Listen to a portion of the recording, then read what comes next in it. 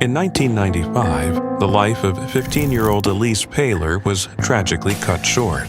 She was lured into a deadly trap by 3 teenage boys who posed as friends. Their gruesome act of violence, driven by a twisted interpretation of satanic rituals and heavy metal music, was believed to grant them magical powers for their band's success. This horrifying event left a lasting impact on society. Who was Elyse Pahler? Elyse Pahler, a 15-year-old girl from Arroyo Grande, California, was known for her cheerful personality and ambitious nature.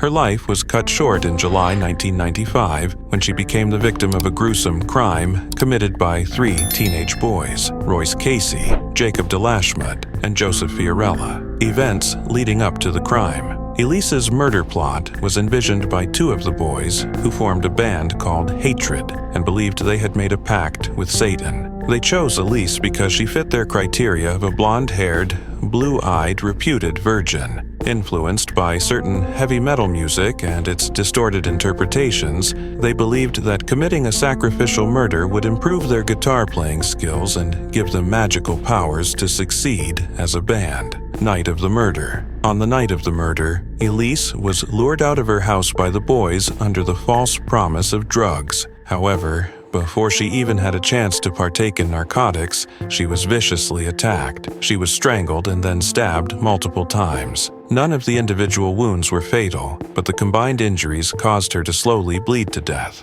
It is deeply disturbing to note that it was hinted that her body was sexually assaulted after death. Elyse's body remained hidden in a South eucalyptus grove near her home for 8 months until it was discovered, bringing some closure to her grieving loved ones. Investigation and legal proceedings. The case surrounding Elyse Pahler shocked the community and prompted an intense investigation by law enforcement. However, the case went cold for 8 months until one of the boys, Royce Casey, decided to come forward and confess to the crime. He revealed the location of Elyse's body and provided details about the murder, allowing law enforcement to finally apprehend the perpetrators in March 1996. The legal proceedings that followed were a testament to the resiliency of Elyse's family and the determination of law enforcement. Royce Casey, Jacob DeLashmutt, and Joseph Fiorella were all arrested and charged with murder, gang involvement, rape, torture, and conspiracy. In court, 2 of the boys pleaded no contest to first-degree murder, while the third pleaded guilty. They were subsequently convicted and sentenced to life in prison with varying minimum terms. A significant outcome from this case was the Pahler family's civil lawsuit against the band Slayer, whom they alleged had inspired the boys to commit the murder through their lyrics and imagery. The court dismissed the case, ruling that the band's music could not be held responsible for the boys' actions. Aftermath and impact on society. Elyse Pahler's death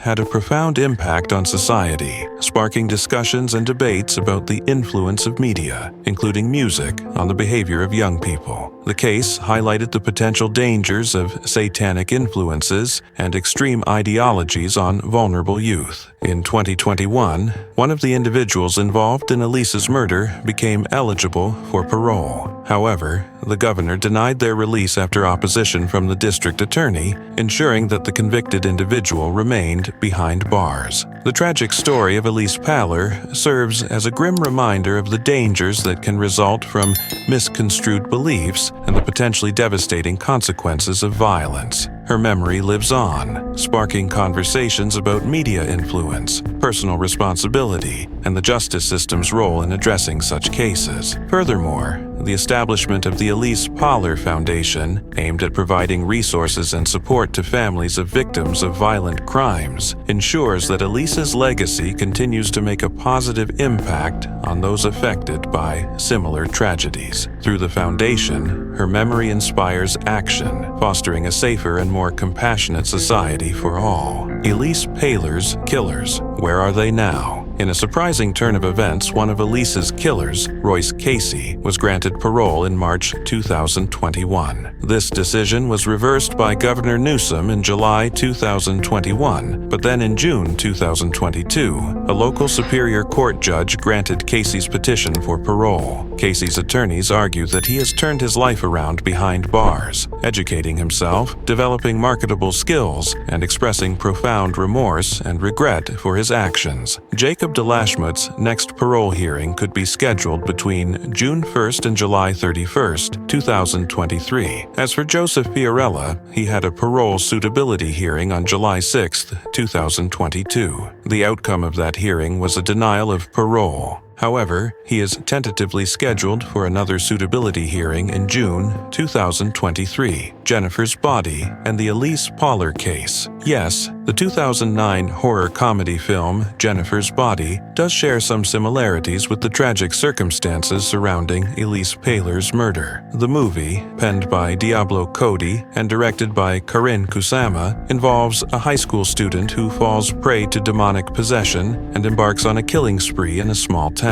While there are parallels to Elyse Pahler's case, such as the fact that she was also a high school student who was lured by a group of boys to a secluded location and killed, it's important to clarify that the characters and events depicted in Jennifer's Body are entirely fictional. The movie isn't an accurate or direct representation of the actual events surrounding Pahler's murder. If you want many more scary and interesting stories that have ever happened, then subscribe to the channel to always be aware of the release of new stories. And don't forget to like the video and write your opinion about the video below.